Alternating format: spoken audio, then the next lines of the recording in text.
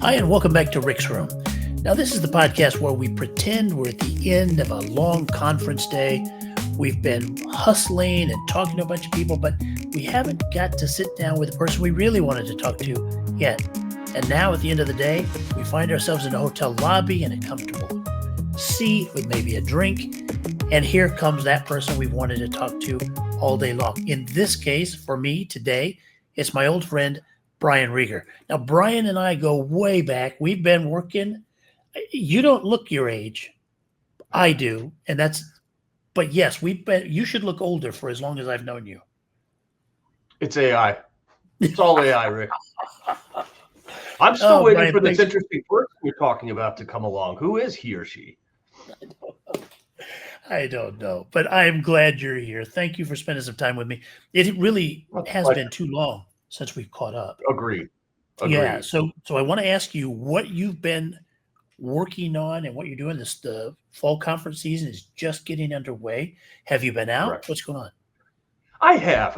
Like many folks, my travel budget has been a little limited in recent years, so I probably won't make too many of the big ones this year. You know, I'd love to get to the NBA annual in Vegas, love to get to All to One. A lot of my clientele are from the title and settlement side, so it would be good to get to All to One. I think in 26, good Lord willing, and the river don't rise, I'm going to try to get to some of the bigger shows. So I did just get back from Respro, real estate service providers, which tends to focus in on affiliated arrangements.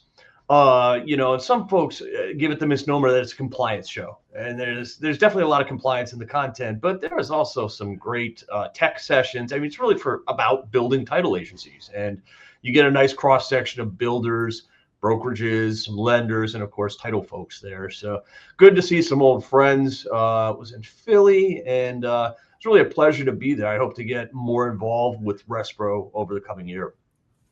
Normally, I try to stay pretty much to business. I'm going to give you this opportunity. You can say no, and we'll edit it out if you don't want to. But you're doing a great job as a dad. I follow you on Facebook. I just love seeing how much time you're spending with your kids. You're doing a fantastic job. Thank you. I don't think there's a greater commitment in the world.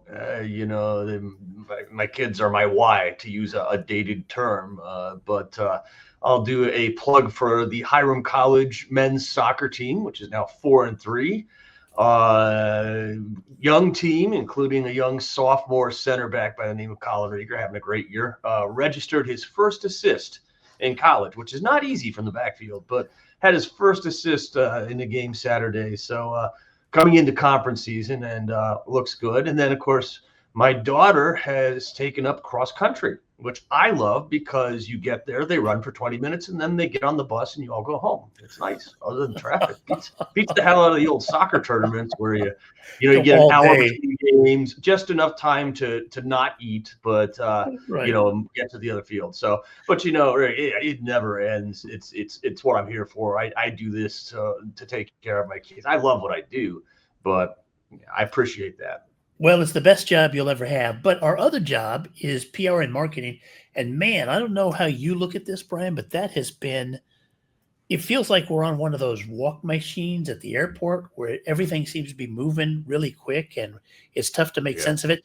What do you see in the way, or the changes you're seeing in the way we operate? Wow. How long is this show? It's been a crazy, obviously we've heard a lot, how folks originate a mortgage, how folks settle a deal, how the technology, it's changing so quickly. It's not the same as it was 3 or 4 years ago. And that applies to marketing communications as well. And for example, a lot of what I did, 2 or 3 years ago, if you asked me what I do and we had one floor of an elevator to talk, I'd say I'm the PR guy. I do PR, media relations, trying to get my clients speaking at conferences, things like that. And I still do that. I'll continue to do that. But the media is changing. Okay. People don't just go to a specific printed or even digital publication anymore. They take their information, in our industry, LinkedIn seems to be the medium that's becoming, content. And I see a lot of the trade organizations and trade publications we've worked with over the years trying to adapt as well. People are spending their money differently, if they're spending it at all right now, and they're having to do different things to reach their targets. And for me, it used to be I could tick off the 8, 9, 10 mortgage origination publications that my title clients would want to try to be in. It's not enough anymore. It's got to get out there. You've got to do video. You've got to have a steady, consistent, and an effective presence on, in our case, LinkedIn. In other industries, it might be Insta or TikTok or X or whatever. So that's changing. What you and I do is changing. It's at the end of the day, we make content. We either try to get our clients seen, I get their content read or viewed, and we try to get other folks to think their content is, or agree, I should say, agree that their content is worth sharing with their folks. So that's different. It's very different, and we're having to adapt. Otherwise, we'll be extinct shortly. No, I agree with you completely. When we left the publishing business, we worked together at October Research, and then when we left that, I thought, okay, I'm done with that part of my life. I don't have to think like a magazine editor anymore. I can serve magazine editors, but increasingly, I find that I have to look at my client's business as if I was going to create their magazine and fill it up every month. And funny you mentioned that. I know a couple of folks on the title side, and I'm seeing this more and more, who are literally creating their own magazines, some digital. So one tech provider out there, it actually does a printed publication and just goes out there, and that's where it's going. It's no longer enough. I like to say I've got a face for radio, and I used to say that my job was to be behind the scenes and get other folks, get them read. I had a lot of ghostwriting and that sort of thing, but that's not enough now. Now they've got to be seen. They've got to be on video. They've got to be on stage. They have to be on podcasts. They should probably have their own podcasts and webinars and shorts. That's been the big thing with several of my clients this year, just the little LinkedIn shorts.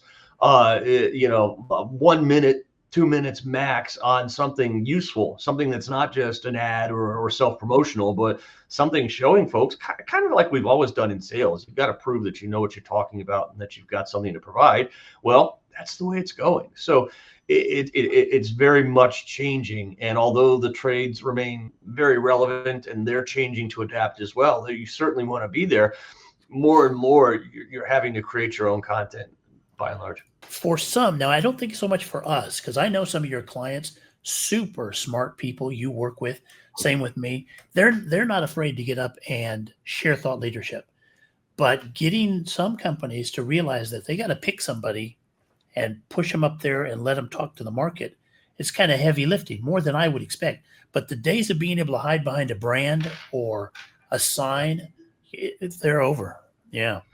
Agreed. And truthfully, it's been a long time since we bought a logo anyways. And I tell this to my clients when they're a little shy about getting out there themselves. No, it's all about my company. Well, it is. But I told a lender client when I was trying to, share the vision for this. And I said, you probably have a friend somewhere who does some sort of specialty loan. And if someone were to run up to you at a conference and say, hey, I need that specialty loan, you're probably not saying, XYZ mortgage. It's, you got to talk to Joe Smith. And I think he's at XYZ Mortgage. I'll forward his info. But we've always been a people-focused industry. We like to say we're relationship-based. Well, it's hard to have relationships with logos. I'm sure some advertisers would disagree. Yeah. You're exactly right. So, but as you look into the marketplace for companies that you want to serve, the kind of people that would be a good fit for True Impact Communications, which is Brian's company. I should have mentioned that at the very beginning. True Impact Communications, been a partner of my firm for many years. What kind of company are you looking for? Let's put it a different way. I'll take almost anyone. I'd like to say I'll take anyone whose checks cash, but that's not true. That's never been true for you, right?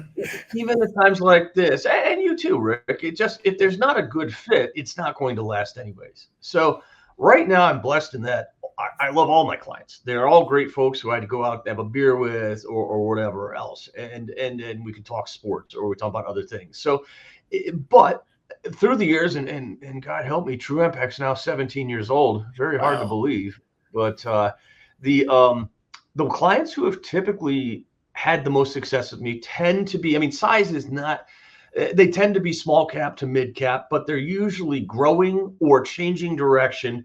A lot of times they don't already have a heavily established marketing program or too many marketing people. Sometimes they do, but a lot of times my key directive is get our name out there. You know, it's a great KPI, but it can be daunting as well.